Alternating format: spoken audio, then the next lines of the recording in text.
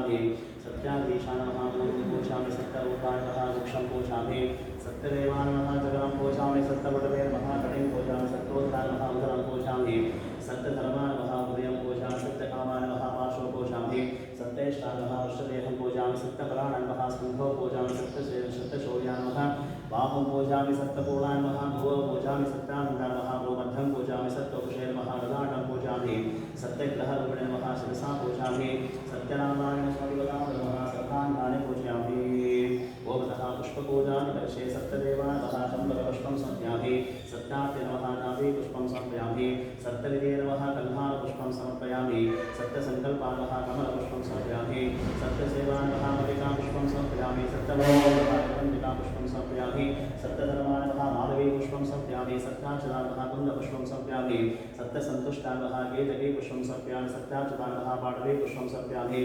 सत्यपूर्णान् नमः भोगपुष्पं समर्पयामि सत्तोषितान् नमः दाडिवीपुष्पं समर्पयामि सत्यानन्दान् नमः देवदानपुष्पं समर्पयामि सत्यौषे नमः सुगन्धराजपुष्पं समर्पयामि सत्यग्रहरूपिणे नमः अर्घपुष्पं समर्पयामि सत्यनारायणस्वदेवताय नमः देवीपुष्पपूजां समर्पयामि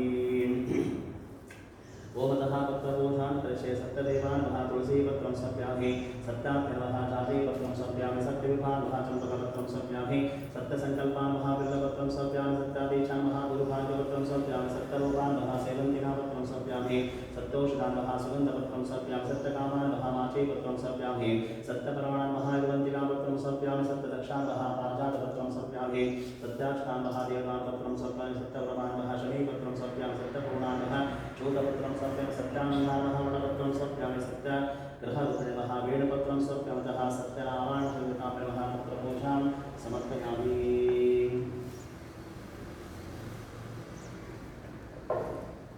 मुट्पड़े मुट्ट मुट्ट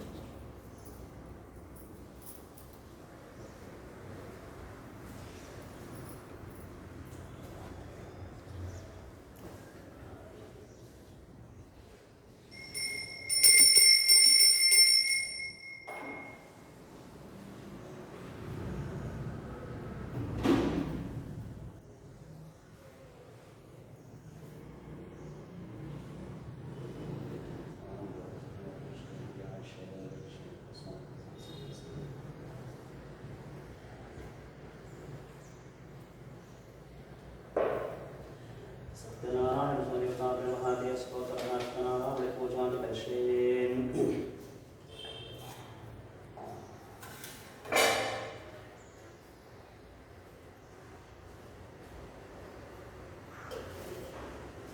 ओम सत्यदेवाय नमः सत्यात्मे नमः सत्यभूताय नमः सत्यपुरुषाय नमः सत्यनारायणाय नमः सत्यसाक्षाय नमः सत्ययोगाय नमः सत्यज्ञानाय नमः सत्यज्ञानप्रियाय नमः सत्यनिधे नमः सत्यसंभवाय नमः सत्यप्रभवे नमः सत्येश्वराय नमः सत्यकर्मणे नमः सत्यपवित्राय नमः सत्यमङ्गलाय नमः सत्यगर्भाय नमः सत्यप्रजापतये नमः सत्यविक्रमाय नमः सत्यस्थितिराय नमः सत्याच्युताय नमः सत्यवीराय नमः सत्यबोधाय नमः सत्यधर्माय नमः सत्यगजाय नमः सत्यसन्तुष्टाय नमः सत्यवराहाय नमः सत्यप्राणाय नमः सत्यपूर्णाय नमः सत्तोषाय नमः सत्यशाश्वताय नमः सत्यप्रवर्तनाय नमः सत्यविभवे नमः सत्यज्येष्ठाय नमः सत्यश्रेष्ठाय नमः सत्यविक्रमे नमः सत्यधन्विने नमः सत्यमेधाय नमः सत्याधीशाय नमः सत्यकृतवे नमः सत्यकामाय नमः सत्यवत्सलाय नमः सत्यवसवे नमः सत्यमेकाय नमः सत्यरुद्धाय नमः सत्यब्रह्मणे नमः सत्यानन्दाय नमः सत्यमेधाय नमः सत्यसुतराय नमः सत्यलोके नमः सत्यशुचिये नमः सत्यार्चनाय नमः सत्येन्द्राय नमः सत्यसङ्गराय नमः सत्यस्वरूपाय नमः सत्यनेमाय नमः सत्यवेदाय नमः सत्यवेद्धाय नमः सत्यपीयूषाय नमः सत्यमायाय नमः सत्यमध्यमाय नमः सत्यासुरानन्दाय नमः सत्यसागराय नमः सत्यतपसे नमः सत्यसिंहासनाय नमः सत्यमृगाय नमः सत्यलोकपालकाय नमः सत्यस्थिताय नमः सत्तोषिताय नमः सत्यरूपाय नमः सत्यधरोधराय नमः सत्यानुजाय नमः सत्यवाक्याय नमः सत्यगुरुवे नमः सत्यन्यायाय नमः सत्यसाक्षिणे नमः सत्यसम्मृताय नमः सत्यसम्पदाय नमः सत्यवन्ये नमः सत्यवाये नमः सत्यशेखराय नमः सत्यानन्दाय नमः सत्याग्राय नमः सत्यश्रीपादाय नमः सत्यभूषाय नमः सत्योदराय नमः सत्यकमलाय नमः सत्यराणाय नमः सत्यहस्ताय नमः सत्यबाहुवे नमः सत्यमुखाय नमः सत्यदंष्टाय नमः सत्यनासिकाय नमः सत्यश्रोत्राय नमः सत्यचक्षुषे नमः सत्यशिरसे नमः सत्यमुकुटाय नमः सत्याभरणाय नमः सत्यागाय नमः सत्यश्रीवल्लभाय नमः सत्यगुप्ताय नमः सत्यपुष्कराय नमः सत्यधराय नमः सत्याभावाय नमः सत्यग्रहाय नमः सत्यप्रभवाय नमः ओमतः सत्यनारायण स्वामिवदां नमः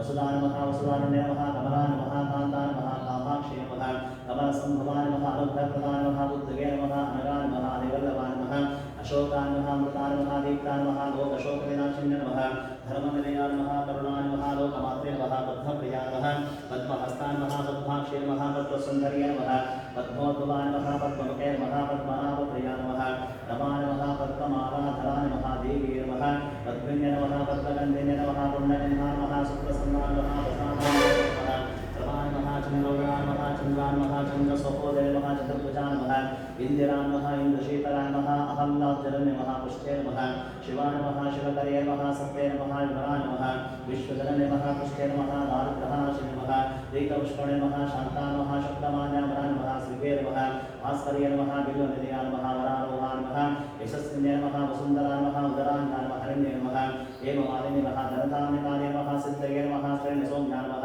शुभप्रदा नमः उपवेशगतानन्द नमः वरलक्ष्मी नमः वसुप्रदा नमः शुभा नमः हिरण्यप्राकाराय नमः समुद्रनया नमः जया नमः मङ्गला नमः विष्णुवक्षस्थलस्था नमः विष्णुपत्नी नमः प्रसन्नाक्षे नमः नारायणसमस्ताय नमः भाद्रवंशे नमः देव्ये नमः सर्वोपद्रवनिवारणे नमः नवदुर्गा नमः महाकाळे नमः ब्रह्मविष्णुशिवाख्या नमः त्रिकारणसम्पन्ना नमः ॐ श्री भुवनेश्वरी नमः महालक्ष्मीप्रदाय नमः अष्टोत्तरहस्तनामावली पूजां समर्पयामि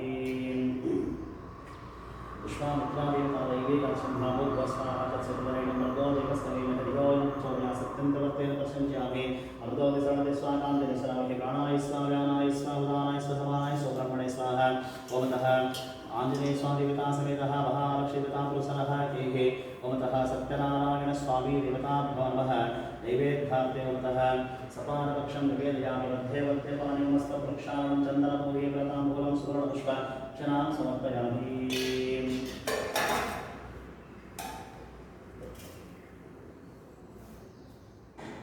शुक्लांबरधरं विष्णुं शशिवर्णं चतुर्भुजं प्रसन्नवदनं ध्याये सर्वविघ्नोपशान्तये नारायणं नमस्कृत्य नरं चैव नरोत्तमं देवीं सरस्वतीं व्यासं ततो जयमुदीरयेत्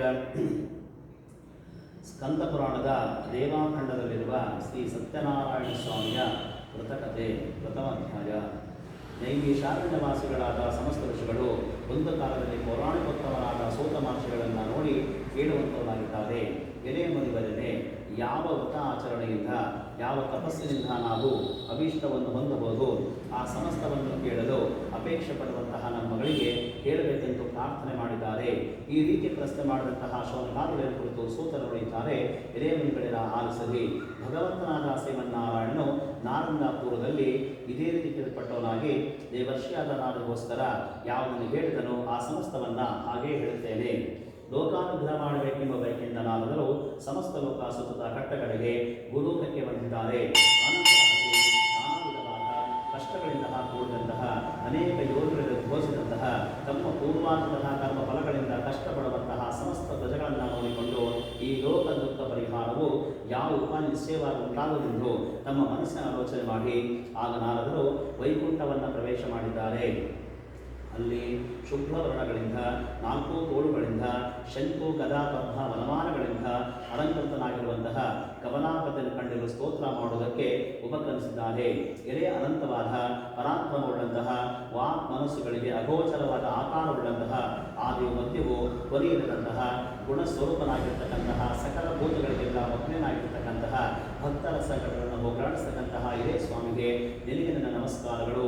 ಈ ಪ್ರಕಾರವಾಗಿ ನಾರದ ಮಹರ್ಷಿ ಹೇಳುವುದನ್ನು ಕೇಳಿಕೊಂಡು ಭಗವಂತ ಹೇಳ್ತಾನೆ, ಎಲೆ ನಾರದ ಮಹರ್ಷಿಯೇ, ನಿನ್ನ ಮನಸ್ಸಿನಲ್ಲಿರುವುದು ಏತಕ್ಕೋಸ್ಕರ ಬಂಧುವಂತನಾದೆ, ಅದನ್ನು ನನಗೆ ಹೇಳಿದಾದರೆ ನಿನಗೆ ತಕ್ಕ ಸಮಾಧಾನ ಹೇಳುತ್ತೇನೆ. ಈ ಪ್ರಕಾರವಾಗಿ ಭಗವಂತನ ಸಹ ನುಡಿಯಲಾಗಿ ಆಗ ನಾನು ಹೇಳುತ್ತಾರೆ, ಎಲೆ ಭಕ್ತವತ್ಸಲನೆ, ಭೂಲೋಕದಲ್ಲಿ ಸಕಲ ಮಾನವರು ತಮ್ಮ ತಮ್ಮ ಪಾಪ ಮತ್ತು ಕರ್ಮಗಳಿಂದ ದಹಿಸಲ್ಪಡ್ತಾ ಇದ್ದಾರೆ. ಇದೇ ಸ್ವಾಮಿಯೇ, ಸುಲಭದಲ್ಲಿ ಈ ಲೋಕ ಸಂಕಟವು ಹೇಗೆ ಪರಿಹಾರವಾಗುವುದೋ ಆ ಸಮಸ್ತವನ್ನು ಕೇಳಲು ಅಪೇಕ್ಷೆ ಪಡುತ್ತಾ ಇದ್ದೇನೆ. ನನ್ನ ನಿಮ್ಮೆದೆ ತೋರಿ ಹೇಳುವಂಥವನಾಗು.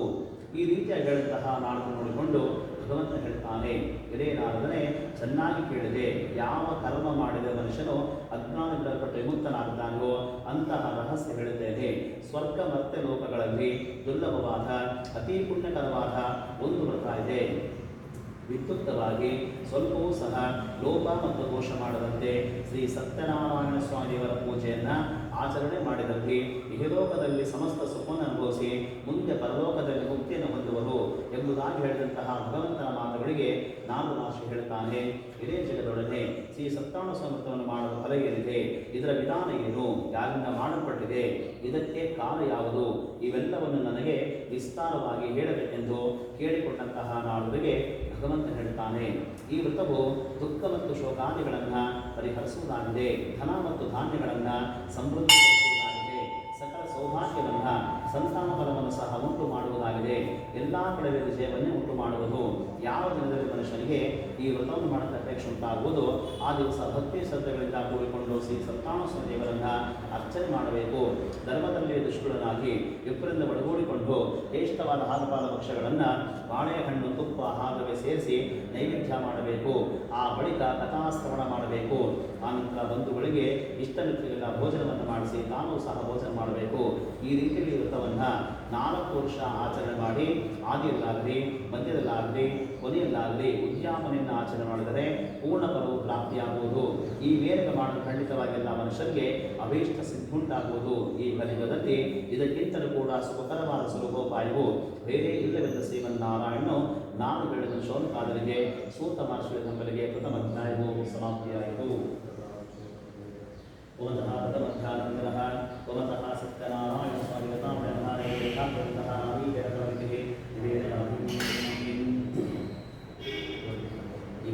2ನೇ ಅಧ್ಯಾಯ. ಪುನಃ ಸೂತ ಹೇಳ್ತಾರೆ, ಆ ನಂತರ ವಿಷ್ಣು ನಾರದನ ಕುರಿತು, ಇದೇ ನಾರದ ಮಹರ್ಷಿಗೆ ನೀನು ಕೇಳಿದಂತೆ ವ್ರತವು ಯಾರಿಂದ ಆಚರಣೆ ಮಾಡಬಹುದಿತ್ತೋ ಆ ವಿಷಯದ ಕುರಿತು ಪುರಾತನವಾದ ಒಂದು ಇತಿಹಾಸವಿದೆ, ಅದನ್ನು ಹೇಳುತ್ತೇನೆ ಕೇಳು. ಅತಿ ಮನೋಹರವಾದ ಕಾಶಿ ಪಟ್ಟಣದಲ್ಲಿ ಒಬ್ಬ ಬ್ರಾಹ್ಮಣನ ವಾಸ ಮಾಡುತ್ತಾ ಇದ್ದಾನೆ. ಆತ ಪ್ರತಿದಿನವೂ ಸಹ ಹಸುಗಳಿಂದ ಬಾಧಿತನಾಗಿ ಎಲ್ಲ ಕಡೆ ತಿರುಗುತ್ತಿದ್ದಾನೆ. ಈತನಲ್ಲಿ ಅತ್ಯಂತ ವಿಶ್ವಾಸವುಳ್ಳಂತಹ ಮಹಾವಿಷ್ಣುವು ವೃದ್ಧ ಬ್ರಾಹ್ಮಣ ಸ್ವರೂಪ ಧಾರಣೆ ಮಾಡಿ ಆತನನ್ನು ಬಂದು ಕೇಳುತ್ತಾನೆ, ಇದೇ ಬ್ರಾಹ್ಮಣನೇ ಪ್ರತಿದಿನವೂ ಸಹ ಭಕ್ತಿತನಾಗಿ ಇದಕ್ಕೋಸ್ಕರ ಭೂಮಿ ತಿರುಗುತ್ತೆಂದು ಕೇಳಿಕೊಂಡವನಾಗಿ ಆತ ಹೇಳ್ತಾನೆ, ಇದೇ ಸ್ವಾಮಿಯೇ, ನಾನು ಅತಿ ದರಿದ್ರ ಬ್ರಾಹ್ಮಣನು, ಭಿಕ್ಷೆಗೋಸ್ಕರ ತಿರುಗುತ್ತಿದ್ದೇನೆ ಎಂದು ಹೇಳಿದಂತಹ ಆತನ ಮಾತನ್ನು ಕೇಳಿಸಿಕೊಂಡು ಶ್ರೀ ಸ್ವಾಮಿ ಹೇಳುತ್ತಾನೆ, ಇದೇ ಬ್ರಾಹ್ಮಣನೇ, ನೀನು ಶ್ರೀ ಸತ್ಯನಾರಾಯಣ ಸ್ವಾಮಿ ಪೂಜೆಯನ್ನು ಆಚರಣೆ ಮಾಡು, ನಿನ್ನ ಕಷ್ಟಗಳೆಲ್ಲವೂ ಸಹ ಪರಿಹಾರವಾಗುತ್ತದೆ ಎಂದು ಹೇಳಿ ಶ್ರೀ ಸತ್ಯನಾರಾಯಣ ಸ್ವಾಮಿ ದೇವರು ಅಂತರ್ಧಾನವಾಗಿ ಹೊರಟು ಹೋಗಿದ್ದಾನೆ. 6 ದಿನ 4 ದಿನ ಆ ಹೇಳಿದಂತೆಯೇ ಆ ಬ್ರಾಹ್ಮಣನು ಚಿಂತೆ ಮಾಡುತ್ತಾ ನಿದ್ರೆ ಸಹ ಮಾಡ್ತಾ ಹೋಗಿದ್ದಾನೆ. ಮತ್ತೆ ಯಥಾ ಪ್ರಕಾರ ಮಾನಸ ಬೆಳಗ್ಗೆದ್ದು ಸತ್ಯನಾರಾಯಣ ಪೂಜೆ ಮಾಡೋ ಸಂಕಲ್ಪವನ್ನು ಮಾಡಿಕೊಂಡು ಭಿಕ್ಷೆಗೆ ಹೊರಟು ಬಂದಿದ್ದಾನೆ. ಆ ದಿನ ಅದಕ್ಕೆ ವಿಶೇಷವಾದ ಹಣವೂ ಸಹ ಲಭ್ಯವಾಗಿದೆ. ಅದೇ ಹಣದಿಂದ ಬಂಧುಗಳೊಂದಿಗೆ ಕೂಡಿಕೊಂಡು ಶ್ರೀ ಸತ್ಯನಾರಾಯಣ ಸ್ವಾಮಿ ವ್ರತವನ್ನು ಆಚರಣೆ ಮಾಡುತ್ತಾನೆ ಮತ್ತು ಪ್ರತಿ ತಿಂಗಳು ಕೂಡ ತಪ್ಪದೆ ಆಚರಣೆ ಮಾಡ್ತಾ ಬರುತ್ತಾ ಇದ್ದಾನೆ. ಈ ಪ್ರಕಾರ ಬ್ರಾಹ್ಮಣತ್ವವನ್ನು ಶ್ರೀ ಸತ್ಯನಾರಾಯಣ ಸ್ವಾಮಿ ಪೂಜೆಯನ್ನು ಮಾಡುವಂತನಾಗಿ ಸಕಲ ವಿಧವಾದ ಪಾಪಗಳಿಂದ ಬಿಡಲ್ಪಟ್ಟು ಅಸಾಧ್ಯವಾಗಿರುವಂತಹ ಮುಕ್ತಿಯನ್ನು ಸಹ ಪಡೆದಿದ್ದಾನೆ. ಇದೇ ನಾರದ ಮಹರ್ಷಿ ಯಾವ ಮನುಷ್ಯನ ಭೂಮಿಯಲ್ಲಿ ಈ ವ್ರತವನ್ನು ಆಚರಣೆ ಮಾಡುತ್ತಾನೋ ಆ ಮನುಷ್ಯನ ಸಕಲ ಕಷ್ಟಗಳು ದುಃಖಗಳು ಸಹ ನಾಶವಾಗಿ ಹೊರಟು ಹೋಗುತ್ತದೆ ಎಂಬುದಾಗಿ ಭಗವಂತನು ಹೇಳಿದ್ದಾನೆ. ಹೇಳಿದ ಈ ರೀತಿಯಾಗಿ ಮಹಾವಿಷ್ಣುವು ಮಹಾತ್ಮರಾಗಿರ್ತಕ್ಕಂತಹ ನಾಮಗೋಸ್ಕರ ಹೇಳಿದ ಕಥೆ ನಿಮ್ಮಿಂದ ತಿಳಿಸಲ್ಪಟ್ಟಿತು. ಮತ್ತೆ ಎಂಬುದಾಗಿ ಶೌನಕಾರನ ಕುರಿತು ಸೂತರ ಸಹ ನುಡಿಯಲಾಗಿ ಆಗ ವಿಶ್ವ ಹೇಳುತ್ತಾರೆ, ಇದೇ ಮಹರ್ಷಿಗಳೇ, ಈ ವ್ರತವನ್ನು ಆ ಬ್ರಾಹ್ಮಣನಿಂದ ಕೇಳಿ ಭೂಮಿಯಲ್ಲಿ ಮತ್ತಾರನಿದ್ದು ಆಚರಣೆ ಮಾಡಲ್ಪಟ್ಟಿತು. ಅದನ್ನು ಹೇಳಿದೆಂದು ಕೂಡ ಕೇಳಿಕೊಂಡವರಾಗಿ ಆಗ ಪುನಃ ಸೂತ ಹೇಳುತ್ತಾರೆ, ಒಂದು ಸಮಯದಲ್ಲಿ ಪೂರ್ವೋತ್ತರಾಗಿರುವಂತಹ ಬ್ರಾಹ್ಮಣತ್ವವನ್ನು ವಿಶೇಷವಾಗಿ ಪೂಜೋಪಕರಣಗಳಿಂದ ನೆಂಡರಿಸಲು ಕೂಡುವನಾಗಿ ಶ್ರೀ ಸತ್ಯನಾರಾಯಣ ಪೂಜೆ ಮಾಡಲು ಪ್ರಯತ್ನವನ್ನು ಪಡುತ್ತಾ ಇದ್ದಾನೆ. ಅದೇ ವೇಳೆಯಲ್ಲಿ ಒಬ್ಬ ಕಟ್ಟಿಗೆ ಮಾರಲು ಬಂದಿದ್ದಾನೆ. ಬಂದಂತ ಆತನು ಆ ಬ್ರಾಹ್ಮಣನ ಮನೆಯನ್ನು ಪ್ರವೇಶ ಮಾಡಿದ್ದಾನೆ. ಅಲ್ಲಿ ಅವರು ಶ್ರೀ ಸತ್ಯನಾರಾಯಣ ಪೂಜೆಯನ್ನು ಆಚರಣೆ ಮಾಡುತ್ತಾ ಇದ್ದರು. ಇದನ್ನು ನೋಡಿದಂತ ಆತನಿಗೆ ನಮಸ್ಕಾರವನ್ನು ಮಾಡಿಕೊಂಡು ಅವರಿಗೆ ಕೇಳಿಕೊಳ್ಳುತ್ತಾನೆ, ಇದೇ ಸ್ವಾಮಿಯೇ, ನಿಮ್ಮಿಂದ ಆಚರಣೆ ಮಾಡುತ್ತಿರುವಂತಹ ಈ ವ್ರತ ಯಾವುದು? ಇದನ್ನು ನಾವು ಆಚರಣೆ ಮಾಡಿದರೆ ಎಂಥ ಫಲ ಹೊಂದಬಹುದು? ನನಗೆ ತಿಳಿಸಬೇಕೆಂದು ಪ್ರಾರ್ಥನೆ ಮಾಡುತ್ತಿರುವಂತಹ ಆ ಕಟ್ಟಿಗೆ ಮಾರುವವನಿಗೆ ಬ್ರಾಹ್ಮಣ ಹೇಳುತ್ತಾನೆ, ಇದು ಶ್ರೀ ಸತ್ಯನಾರಾಯಣ ಸ್ವಾಮಿ ವ್ರತವು ಕೋಟ ಫಲವನ್ನು ಕೊಡುವಂತದ್ದಾಗಿದೆ. ನನಗೆ ಈ ವ್ರತದಿಂದಲೇ ನನ್ನ ಧಾನ್ಯಾದಿಯಾಗಿ ಅನೇಕ ಸಂಪತ್ತು ಉಂಟಾಗಿ ಹೇಳಿಕೊಂಡವನಾಗಿ ಆಗ ಕಟ್ಟಿಗೆ ಮಾರುವವನು ಅತ್ಯಂತ ಸಂತೋಷದಿಂದ ಸ್ವಾಮಿಯ ಪ್ರಸಾದವನ್ನು ಭಕ್ಷಿಸಿ ಜಲಪಾನವನ್ನು ಸಹ ಮಾಡಿ ಆ ದಿವಸ ಕಟ್ಟಿಗೆ ಮಾರ್ಗದಲ್ಲಿ ಸತ್ಯನಾರಾಯಣ ಪೂಜೆ ಮಾಡಿ ಸಂಕಲ್ಪ ಮಾಡಿಕೊಂಡು ಮುಂದೆ ಹೊರಟು ಹೋಗಿದ್ದಾನೆ.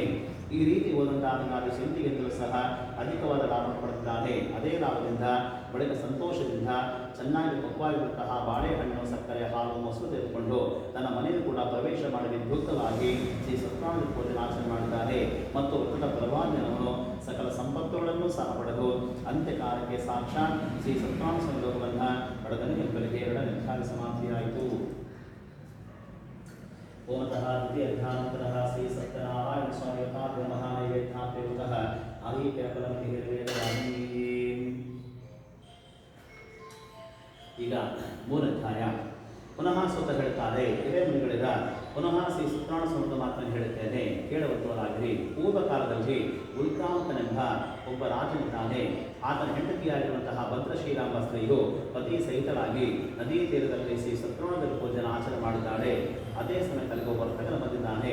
ಅವರನ್ನು ಕಂಡ ತಲೆ ಮುಗಿದುಕೊಂಡು ಕೇಳಿಕೊಳ್ಳುತ್ತಾನೆ, ಎಲೆ ರಾಜನೇ, ಭಕ್ತಿಯುತನಾಗಿ ಮನಃಶುದ್ಧಿಯಿಂದ ನೀನು ಆಚರಣೆ ಮಾಡುತ್ತಿರುವುದೇನು, ನನಗೆ ಹೇಳಬೇಕೆಂದು ಕೇಳಿಕೊಂಡವನಾಗಿ ಆಗ ಆತನು ಹೇಳುತ್ತಾನೆ, ಎಲೆ ವ್ಯಾಪಾರಿಗೆ, ಬಂಧುಗಳಿಂದ ಒಳಗೂಡಿಕೊಂಡು ಪುತ್ರ ಅಪೇಕ್ಷೆ ನಾನು ಸಕಲ ಇಷ್ಟಾರ್ಥಗಳನ್ನೇ ಕೊಡ್ತಕ್ಕಂತಹ ಶ್ರೀ ಸತ್ಯನಾರಾಯಣ ಪೂಜೆ ಮಾಡುತ್ತಿದ್ದೇನೆ ಎಂದು ಹೇಳಿದಂತಹ ರಾಜನ ಮಾತನ್ನು ಕೇಳಿಸಿಕೊಂಡು, ಎಲೆ ರಾಜನೇ, ನನಗೂ ಸಹ ಸಂತಾನ ಬಲವಿಲ್ಲದ ಕಾರಣ ಈ ವೃತ ಪ್ರಭಾ ನಿಶ್ಚಯವಾಗಿ ಸಂತಾನ ಉಂಟಾಗುವ ನಂಬಿದ್ದೇನೆಯಾಗಿ ಈ ವೃತ ವಿಧಾನ ತಿಳಿಸಬೇಕೆಂದು ಕೋರಿ ರಾಜನಿಂದ ಎಲ್ಲವೂ ಸಹ ತಿಳಿದುಕೊಂಡು ವ್ಯಾಪಾರ ಹಿಂದಿರುಗಿ ತನ್ನ ಮನೆಗೆ ಬರ್ತಾನೆ. ತನ್ನ ಹೆಂಡತಿಗೆ ಹೇಳ್ತಾನೆ, ಯಾವಾಗ ನಮಗೆ ಸಂತಾನ ಫಲ ಪ್ರಾಪ್ತಿ ಆಗುವುದೋ ಹಾಗೆ ಶ್ರೀ ಸತ್ಯನಾರಾಯಣ ಪೂಜೆ ಮಾಡುವನೆಂದು ಇಬ್ಬರು ಸಹ ಶ್ರೀ ಸ್ವಾಮಿಗೆ ಹರಸಿಕೊಂಡಿದ್ದಾರೆ.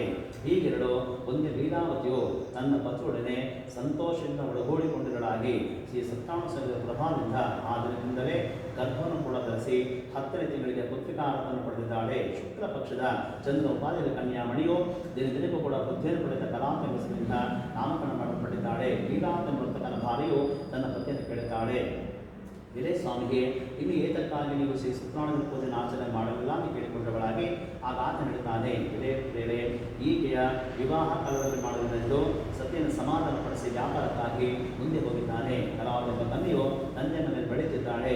ಆ ಬಳಿಕ ವರ್ತನು ಅವರ ಧರ್ಮ ಮತ್ತು ಪದ್ಧತಿಯಂತೆ ಚಾರನ್ನು ಕೂಡ ಕರೆದು ಜಾಗೃತಿಯಾಗಿ ಮಗಳ ವಿವಾಹಕ್ಕಾಗಿ ಒಬ್ಬರನ್ನು ಹುಡುಕೊಂಡು ಬರುವಂತೆ ಕಳಿಸಿಕೊಟ್ಟಿದ್ದಾರೆ. ಈ ರೀತಿ ಹೋದಂತಹ ಚಾರು ಕಾಂಚನ ಪಟ್ಟಣ ಸೇರಿದ್ದಾರೆ. ಅಲ್ಲಿಂದ ವರ್ತನ ಕುಮಾರ ಸಹ ಅವರು ಕರ್ತನಿದ್ದಾರೆ. ಗುಣಾಢ್ಯನಾಗಿಯೂ ಸುಂದರನಾಗಿರುವಂತಹ ವರನ್ನು ನೋಡಿ ಆನಂದಿಸುತ್ತನಾಗಿ ಅದೇ ವರನಿಗೆ ತಮ್ಮ ಮಗಳನ್ನು ಧಾರೆಯಲ್ಲಿ ಕೊಟ್ಟಿದ್ದಾನೆ. ಧನ ಮದದಿಂದ ಕೂಡಿದಂತಹ ವರ್ತಕನು ವಿವಾಹ ಕಾಲದಲ್ಲೂ ಕೂಡ ಶ್ರೀ ಸತ್ಯನಾರಾಯಣ ಪೂಜೆಯನ್ನು ಆಚರಣೆ ಮಾಡಲಿಲ್ಲ.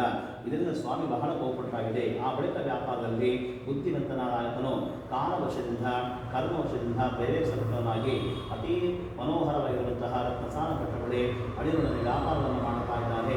ಒಂದು ದಿನ ಆ ಪಟ್ಟಣದ ಒಡೆಯನಾದ ಚಂದ್ರಕೇತುಮ ರಾಜೇಂದ್ರ ಮನೆಗೆ ಇವರಿಬ್ಬರು ಸಹ ಹೊರಟು ಹೋಗ್ತಿರಲಾಗಿ ಆ ಕಾಲದಲ್ಲಿ ಮಾಡಿದ ಪ್ರತಿಜ್ಞೆ ಬಂದಂತಹ ವರ್ತಕರಿಬ್ಬರಿಗೆ ಶ್ರೀ ಸತ್ಯನಾರಾಯಣ ಸ್ವಾಮಿಯು ಶಾಪವನ್ನು ಕೊಟ್ಟಿದ್ದಾನೆ. ಒಂದು ದಿನ ಕಳ್ಳರು ರಾಜದ್ರವ್ಯನ ಕರೆಸಿಕೊಂಡು ಆ ವರ್ತಕರ ಪ್ರದೇಶಗಳಿಗೆ ಬರುತ್ತಾ ಇದ್ದಾರೆ.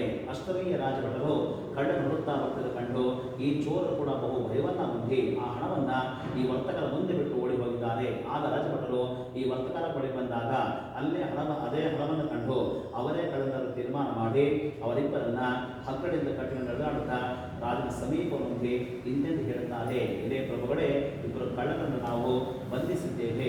ವಿಚಾರಿಸಿ ನಾವು ಶಿಕ್ಷೆಯನ್ನ ಅಪ್ಪಣೆ ಕೊಡಿಸಬೇಕೆಂದು ಕೇಳಿಕೊಂಡವರಾಗಿ ಆಗ ಬಳಿಕ ಅವರಿಗೆ ವಿಚಾರ ಮಾಡಿದ್ದೇನೆ. ಬಲವಾದ ಹಗ್ಗಗಳಿಂದ ಕಟ್ಟಲ್ಪಟ್ಟ ಗ್ರಹ ಸೇರಿಸಲ್ಪಟ್ಟಿದ್ದಾರೆ. ಶ್ರೀ ಸತ್ಯನಾರಾಯಣ ಮೈಯಿಂದ ಇವರು ಆಡ್ತಕ್ಕಂಥ ಮಾತುಗಳು ಯಾರಿಗೂ ಸಹ ಕೇಳಿಸುವಂತೆ ಇರಲಿಲ್ಲ. ಇತ್ತ ರಾಜನಿಂದ ಸಂಪತ್ತೆಲ್ಲ ಸಹ ಸಂಗ್ರಹಿಸಲ್ಪಟ್ಟಿದೆ. ಇದಲ್ಲದೆ ಶ್ರೀ ಸ್ವಾಮಿ ಶಾಪದಿಂದ ಅವನ ಹೆಂಗಸರಿಗೆ ಸಹ ಬಹು ವ್ಯಸನ ಉಂಟಾಗಿದೆ. ಮನೆತನ ಹಣವೆಲ್ಲೂ ಸಹ ಕಳ್ಳರಿಂದ ಅಪಹರಿಸಲ್ಪಟ್ಟಿದೆ. ಆದಿಜ್ಞಾನಿಗಳಿಂದ ಹಸು ಬಾರ್ಗಳಿಂದ ವರ್ತಕರ ಭಾರ್ಯರು ಆಹಾರಕ್ಕಾಗಿ ಮನೆ ತಿರುಗುತ್ತಿದ್ದಾರೆ. ಒಂದಿನ ಕಲಾತಂಕನಿಗೂ ಒಬ್ಬ ಬ್ರಾಹ್ಮಣರ ಮನೆಗೆ ಹೋದಾಗ ಅಲ್ಲಿ ಅವರು ಶ್ರೀ ಸತ್ಯನಾರಾಯಣ ಪೂಜೆಯನ್ನು ಆಚರಣೆ ಮಾಡುತ್ತಾ ಇದ್ದರು. ಅದನ್ನು ನೋಡಿದಾಗ್ಯೂ ಅಲ್ಲೇ ಕುಳಿತುಕೊಂಡು ಶ್ರೀ ಸ್ವಾಮಿಗೆ ಹರಿಸಿಕೊಂಡು ಪ್ರಸಾದವನ್ನು ರಕ್ಷಣೆ ಮಾಡಿ ಆ ರಾತ್ರಿ ಅಲ್ಲೇ ಕಳೆದು ಪುನಃ ಬೆಳಿಗ್ಗೆ ತನ್ನ ಮನೆಗೆ ಬಂದಿದ್ದಾಳೆ. ಆಗ ತಾಯಿ ಕೇಳ್ತಾರೆ, ಮಗಳೇ, ರಾತ್ರಿ ಏನಿದೆ ನಿನ್ನ ಮನಸ್ಸಿನಲ್ಲಿ ಏನಿದೆ ಎಂದು ಕೇಳಿಕೊಂಡವಳಾಗಿ ಆಗ ಆಕೆ ಹೇಳ್ತಾಳೆ, ಇದೇ ತಾಯಿಗೆ ಒಬ್ಬ ಬ್ರಾಹ್ಮಣ ಗೃಹದಲ್ಲಿ ಇಷ್ಟಾರ್ಥವನ್ನೇ ಉಂಟು ಮಾಡತಕ್ಕಂತಹ ಶ್ರೀ ಸತ್ಯನಾರಾಯಣ ಪೂಜೆನ ಆಚರಣೆ ಮಾಡ್ತಿದ್ದರು. ಅದನ್ನು ನಾನು ನೋಡ್ತಿದ್ದೆ ಎಂದು ಹೇಳಿದಂತಹ ಮಗಳ ಮಾತನ್ನು ಕೇಳಿಸಿಕೊಂಡು ಅದನ್ನು ಮಾಡಲು ತಾನು ಕೂಡ ಪ್ರಯತ್ನ ಮಾಡಿ ಬಹು ಸಂತೋಷದಿಂದ ಇಷ್ಟಮಿತ್ರ ಬಂಧುಗಳಿಂದ ಒಳಗೂಡಿಕೊಂಡು ವರ್ತನೆ ಖಂಡಿತ ಲೀಲಾವತಿ ಶ್ರೀ ಸತ್ಯನಾರಾಯಣ ಪೂಜೆನ ಆಚರಣೆ ಮಾಡಿ, ಇದೇ ಸ್ವಾಮಿಗೆ ನನ್ನ ಪತಿ ಪತ್ರದಲ್ಲಿ ಬೇಗನೆ ಬರುವಂತೆ ನನಗೆ ಅನುಗ್ರಹ ಮಾಡಿರಿ, ಅವರ ಸಕಲ ತಪ್ಪುಗಳನ್ನು ಮನಸ್ಸಿಗೆ ಎಂಬುದಾಗಿ ಇಬ್ಬರು ಸಹ ಶ್ರೀ ಸ್ವಾಮಿಗೆ ಅರಸಿಕೊಂಡಿದ್ದಾರೆ. ಹೀಗೆ ಶ್ರೀ ಸತ್ಯನಾರಾಯಣ ಪೂಜೆನ ಆಚರಣೆ ಮಾಡಿದ್ದರಿಂದ ಪುನಃ ಶ್ರೀ ಸತ್ಯನಾರಾಯಣ ಸ್ವಾಮಿ ದೇವರು ಸಂತುಷ್ಟನಾಗಿದ್ದಾನೆ. ಆ ರಾಜನ ಸುಖವನ್ನು ಕಾಣಿಸ್ಕೊಂಡು ಹೇಳ್ತಾನೆ, ಇದೇ ರಾಜನೇ, ನಾಳೆ ಪ್ರಾತಃ ಕಾಲದಲ್ಲಿ ನೀನು ಆ ಇಬ್ಬರು ವರ್ತಕರನ್ನು ಬಿಡುಗಡೆ ಮಾಡು, ಇದರಿಂದ ನಾನು ನಾಶ ಮಾಡುತ್ತೇನೆ ಎಂದು ಹೇಳಿ ಶ್ರೀ ಸ್ವಾಮಿಯು ಅಂತಂತಾನಾಗಿ ಹೊರಟೋಗಿದ್ದಾನೆ. ಮಾನವನಾಶ ಬೆಳಗಿದ್ದಾನೆ ತನ್ನ ಸಭಾ ಜನರಿಗೆ ತನ್ನ ಸ್ವಪ್ನವನ್ನು ಕೂಡ ತಿಳಿಸಿ ಆ ವರ್ತನ ಬಿಡುಗಡೆ ಮಾಡುವಂತೆ ರಾಜಾಜ್ಞೆ ಮಾಡಿದ್ದಾನೆ. ರಾಜನ ಸೇವಕರು ಸಹ ಅವರು ಬಿಡುಗಡೆ ಮಾಡಿಕೊಂಡು ರಾಜನ ಮುಂದೆ ಕರ್ತನ್ನು ನಿಲ್ಲಿಸಿದ್ದಾರೆ. ಆಗ ರಾಜನು ಇಬ್ಬರು ವರ್ತಕರಿಗೆ ಹೇಳುತ್ತಾನೆ, ಹೇ ವರ್ತಕರೇ, ಶ್ರೀ ಸತ್ಯನಾರಾಯಣ ಸ್ವಾಮಿ ಮಹಿಮೆಯಿಂದ ನಿಮಗೆ ಈ ದುಃಖವು ಪ್ರಾಪ್ತವಾಯಿತು. ಇನ್ನು ನೀವು ಹೆದರಬೇಕಾಗಿಲ್ಲ ಎಂದು ಹೇಳಿ ಅವರ ಸಂಕೋಲೆ ತೆಗೆಸಿ ವಸ್ತ್ರಗಳಿಂದ ಅಲಂಕರಿಸಿ ಅವರನ್ನು ಸಂತೋಷಗೊಳಿಸಿ ಅವರಿಗೆ ಎಷ್ಟು ಹಣವನ್ನೂ ಸಹ ಕೊಟ್ಟು, ಹಿರಿಯ ವರ್ತಕರೇ, ಸಂತೋಷದಿಂದ ನಿಮ್ಮ ಸ್ಥಳಕ್ಕೆ ಹೋಗಿದ್ದಾಗಿ ಆಗ ವರ್ತಕರಿಬ್ಬರು ಕೂಡ ನಮಸ್ಕಾರವನ್ನು ಮಾಡಿ ಹೊರಟರು. ನನಗೆ 3 ಅಧ್ಯಾಯ ಸಮಾಪ್ತಿಯಾಯಿತು. ಧ್ಯಾನಂತರ ಶ್ರೀ ಸತ್ಯನಾರಾಯಣ ಸ್ವಾಮಿ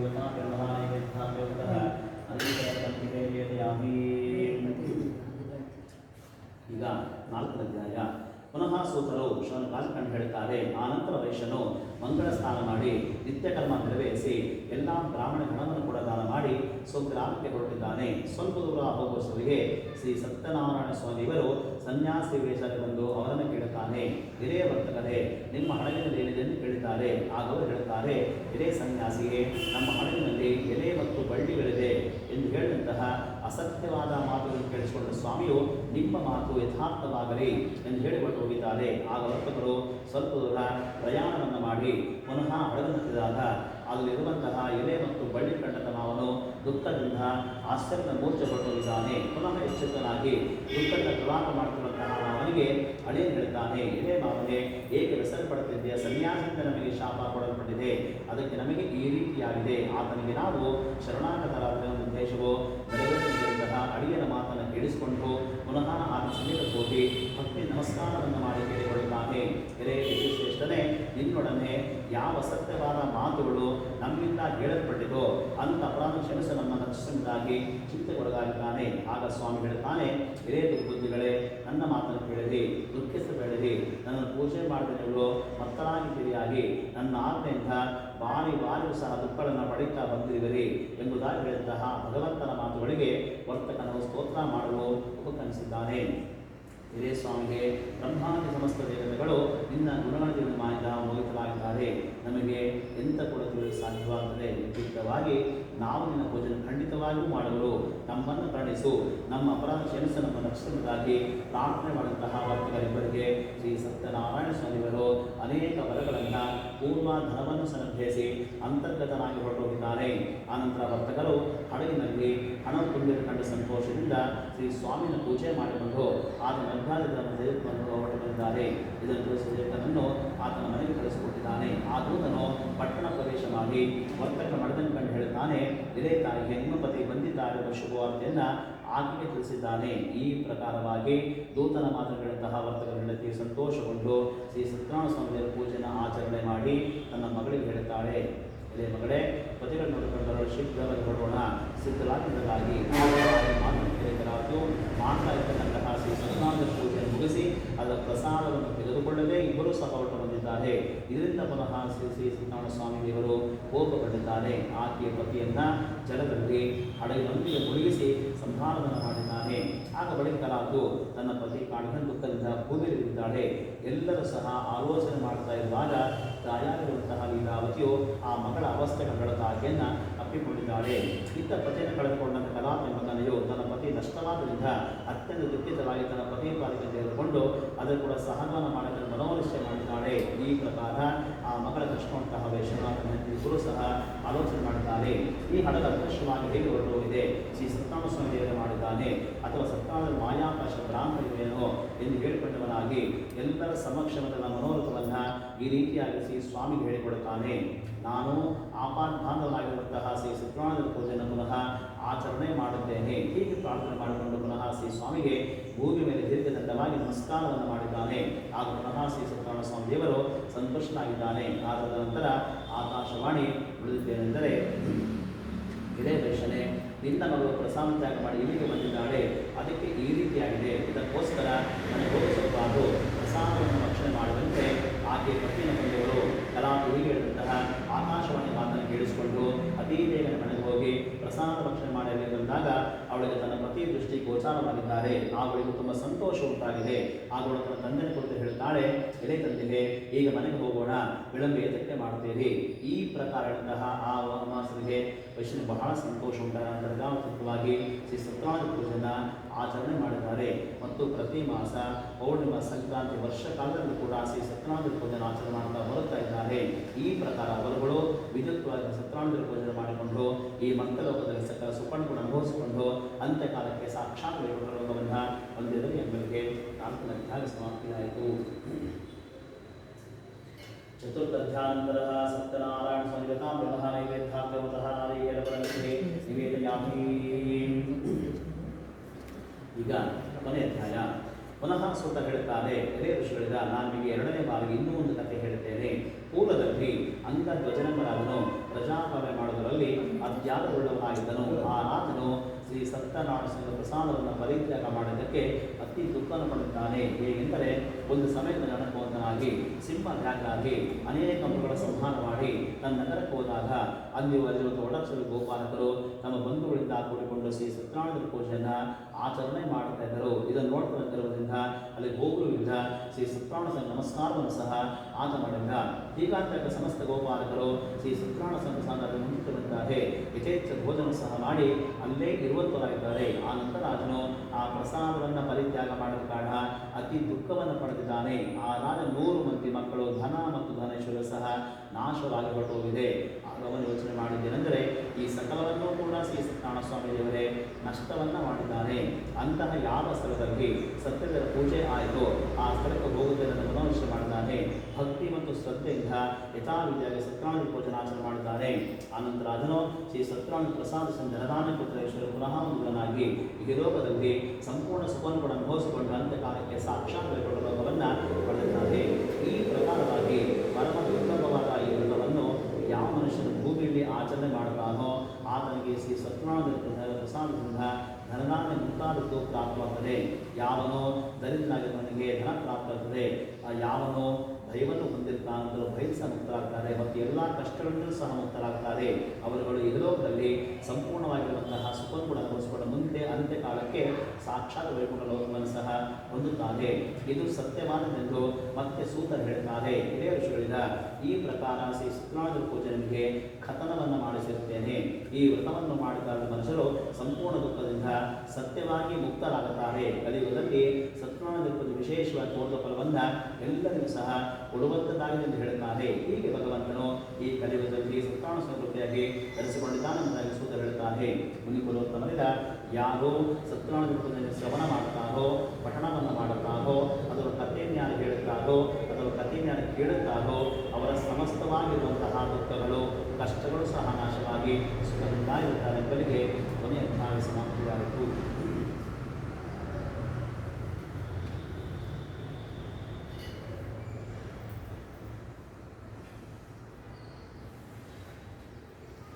पंचध्यानकलः श्री सत्यनारायण संवेदना नैवेद्याभ्यवदः निवेदयामि। ओम सहस्रशीर्षं देवं विश्वाक्षं विश्वशंभुवं विश्वनारायणं देवमक्षरं परमं पदं विश्वतः परभान् नित्यं विश्वं नारायणं हरिं विश्वमेवेदं पुरुषस्तद्विश्वमुपजीवति पतिं विश्वस्यात्मैश्वरगं शाश्वतगं शिवमच्युतं नारायणं महाज्ञेयं विश्वात्मानं परागणं नारायणपरो ज्योतिरात्मा नारायणपरः नारायणपरब्रह्मा तत्त्वन्नारायणपरः नारायणपरो ध्याता ध्यानं नारायणपरः यच्चकिञ्चिज्जगत्सर्वं दृश्यते श्रूयते विभ अन्तर्बहिश्च तत्सर्वं ह्यप्य नारायणस्थितः अनन्तमव्ययं कविकं समुद्भेदं विश्वशम्भुवं पद्मघोषा प्रतीकाशं हृदयाञ्चाप्यध्रोमुख अतो निष्ठापितस्यान्तैराभ्यामुपरितिष्ठति ज्वानवानाकुलं भाते विश्वस्यागतनं महत् सन्नदकं शिराविस्तूलं भक्त्याकोशसन्निवं तस्यान्ते सुशरकं सूक्ष्मं तस्मिन् सर्वं प्रतिष्ठितं तस्तमध्ये महालग्ने विश्वात्रिविश्वतोमुखः सोऽग्रवद्विभजन्निष्टन्नाहारमजरकविः ईरगुर्गमदशागिरस्मायस्तस्य सन्ततः सन्ताविधिस्वं देहमानातलमस्तकः तस्य मध्ये वह्निशिखाणियोर्ध्वाविवस्थितः ईरतोजितमद्रस्वादुद्भुर्देके वभास्वः ईवानशूटमत्पन्नपीतभास्वतुनोपभ तस्यासिकाजमध्ये परमहात्मायुवस्थितः सद्ब्रह्म ब्रह्म स शिव सह विसन्ध्यासोऽक्षर परमस्वरान् ॐ तद्ब्रह्म ॐ तद्वायो ॐ तदात्मा ॐ तत्सत्यम् ॐ तत्सर्वं वो विद्पुरो नमः तत्सर्वभूतेषु गृहायं विश्वमूर्तिषु त्वं यज्ञस्तं शक्तारस्तं विष्णुस्त्वं रुद्रस्त्वं विन्ध्यस्त्वं अग्निस्त्वं आयुस्त्वं सूर्यस्त्वं चन्द्रमास्त्वं ब्रह्मभूर्भुवस्वरं प्रजापतिः गोपां पुष्पं भेद पुष्पवान् प्रजामाः वृषभान् भवते चन्द्रमाः अपापुष्पं पुष्पवान् प्रजामाः वृषभान् भवते य एवं वेद गोपामायतनं भेद आयतनवान् भवते अग्निर्वा अपामायतनम् आयतनवान् भवते योऽग्नेरायतनं भेद आयतनवान् भवते आपो वैयाग्नेरायतनम् आयतनवान् भवते एवं वेद योपामायतनं भेद आयतनवान् भवते वायुर्वा अपामायतनम् आयतनवान् भवते यो वायोरायतनं भेद आयतनवान् भवते आपो वै वायोरायतनम् आयतनवान् भवते एवं वेद योपामायतनं भेद आयतनवान् भवते असोभैतपन्नपामायतनम् आयतनवान् भवते ओमुष्टपद आयतनं भेद आयतनवान् भवते यावोभयामुष्टपद आयतनम् एवं वेद योपामायतनं भेद आयतनवान् भवति चन्द्रमाभापामायतनम् आयतनवान् भवति यस्चन्द्रमस आयतनं भेद आयतनवान् भवति यावोभै चन्द्रमस आयतनम् आयतनवान् भवति एवं वेद योपामायतनं भेद आयतनवान् भवति संवत्सरोभावामायतनम् आयतनवान् भवति संवत्सरस्यायतनं भेद आयतनवान् भवति यावोभै संवत्सरस्यायतनम् एवं वेद योऽप्सुनामं प्रतिष्ठितं भेद तत्तेव तिष्ठति नारायणाय विद्महे वासुदेवाय धीमहि तन्नो विष्णुः प्रचोदयात् महादेवे च विद्महे विष्णुपत्न्यै च धीमहि तन्नो लक्ष्मी प्रचोदयात् एकदन्ताय विद्महे वक्रतुण्डाय धीमहि तन्नो दन्ती प्रचोदयात् तत्पुरुषाय विद्महे महादेवाय धीमहि तन्नो रुद्रः प्रचोदयात् गणाधिपाय विद्महे कर्मसिद्धये च धीमहि तन्नो गौरी प्रचोदयात् तत्पुरुषाय विद्महे महासेनाय धीमहि तन्नः षण्मुखः प्रचोदयात् तत्पुरुषाय विद्महे सुवर्णपक्षाय धीमहि तन्नो गरुडः प्रचोदयात् तत्पुरुषाय विद्महे चक्रतुण्डाय धीमहि तन्नो नन्दिः प्रचोदयात् दासवताय विद्महे जानकीवल्लभाय धीमहि तन्नः श्रीरामचन्द्रः प्रचोदयात् आञ्जनेयाय विद्महे महाधराय धीमहि तन्नो हनुमान् प्रचोदयात् वत्सनकाय विद्महे इष्टनमस्काराय धीमहि तन्नो नारसिंहः प्रचोदयात् वेदात्मनाय विद्महे हिरण्यगर्भाय धीमहि तन्नो ब्रह्म प्रचोदयात् वैश्वानराय विद्महे वीराय धीमहि तन्नो अग्नि प्रचोदयात् भास्कराय विद्महे महादुर्गाय धीमहि तन्नो आदित्य प्रचोदयात्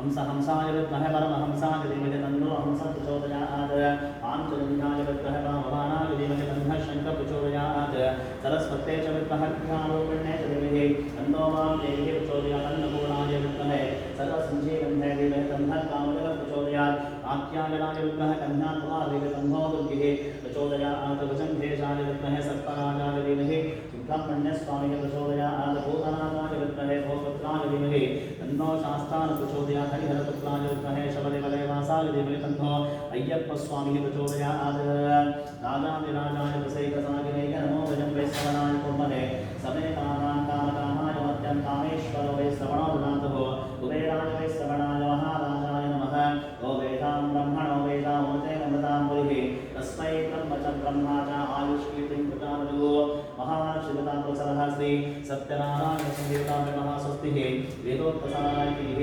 मन्त्रपुष्पं समर्पयामि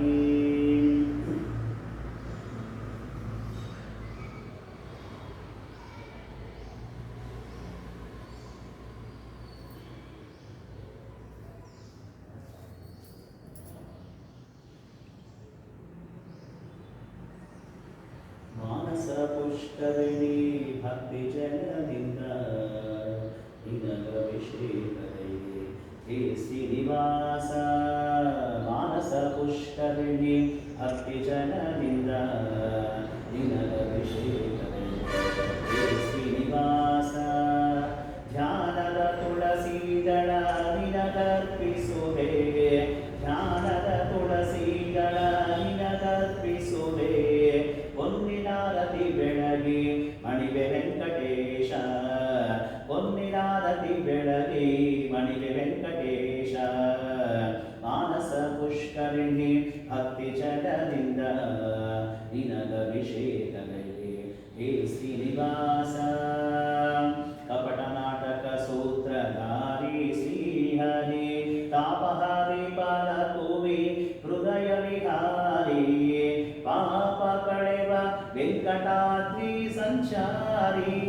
ಪಾಪ ಕಳೆವ ವೆಂಕಟಾದ್ರಿ ಸಂಚಾರಿ ಆಪತ್ಬಂಧು ಶ್ರೀಶ ಮಾಧವ ಮುರಾರಿ ಆಪತ್ಬಂಧು ಶ್ರೀಶ ಮಾಧವ ಮುರಾರಿ ಮಾನಸ ಪುಷ್ಕರಿಣಿ ಭಕ್ತಿ ಜನರಿಂದ ದಿನದಭಿಷೇಕದೈವೆ ಹೇ ಶ್ರೀನಿವಾಸ ಕೋಟಿ ತೀರ್ಥಗಳ ನಡು ಮೆರೆದಿಹ ಶ್ರೀಶ ತಟ ತಿರುಮಲ ಸ್ವಾಮಿ ಹೇ ವೆಂಕಟೇಶ ಕೋಟಿ ತೀರ್ಥಗಳ ನಡು ಮೆರೆದಿಹ ಶ್ರೀಶ ತಟ ತಿರುಮಲ ಸ್ವಾಮಿ ಹೇ ವೆಂಕಟೇಶ ಶ್ರೀಶೇಷಶಾಯಿ ಹೇ ಶ್ರೀನಿವಾಸ ಶ್ರೀಶೇಷಶಾಯಿ ಹೇ ಶ್ರೀನಿವಾಸ ದೋಷ ಪರಿಹರಿಸಿ ಉದ್ಧರಿಸೋ ಶ್ರೀಶ ದೋಷ ಪರಿಹರಿಸಿ ಉದ್ಧರಿಸೋ ಶ್ರೀಶ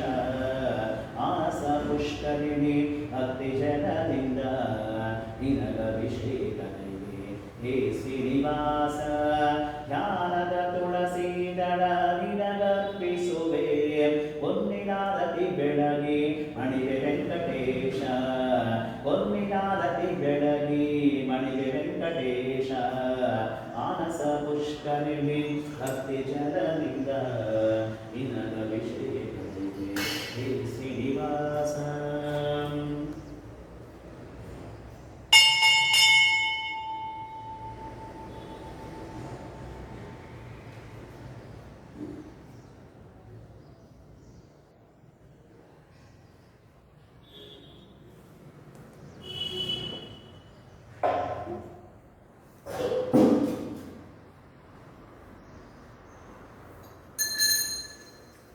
नमस्कृत सोत्मन्नो गन्धाढ्यो गन्धोत्तमः आग्रेय सर्वदेव